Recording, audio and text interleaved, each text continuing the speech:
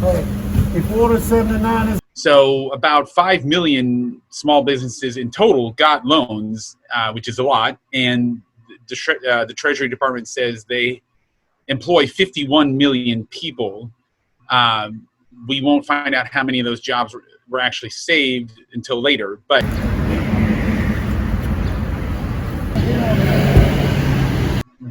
so we see more about what industries they went to. So, for example, a lot of the loans went to healthcare, which makes some sense because hospitals were having, even with COVID, they were canceling everything else, and so they lost a lot of money. Manufacturing, construction got a lot of money, but it does raise interesting questions about some of the bigger, harder hit industries that we've all heard about, like restaurants and bars, don't seem to have gotten as much assistance from this program.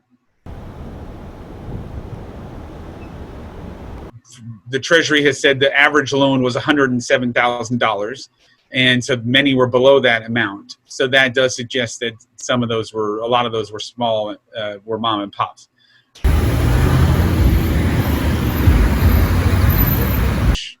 Again, they haven't released the names of about 85% of the loans, and so we don't know how many of the small loans went to truly small businesses and how many might have gone to franchises.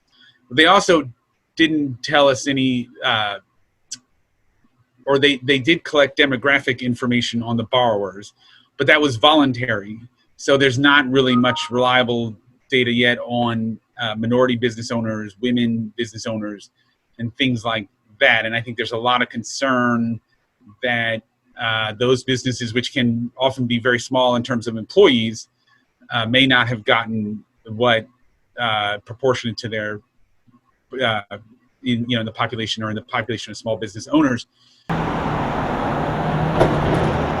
Then, yeah, I think most economists believe that it did save some jobs. And when you look at the jobs reports we've had the past 2 months, about 7.5 million people have gotten their jobs back in May and June.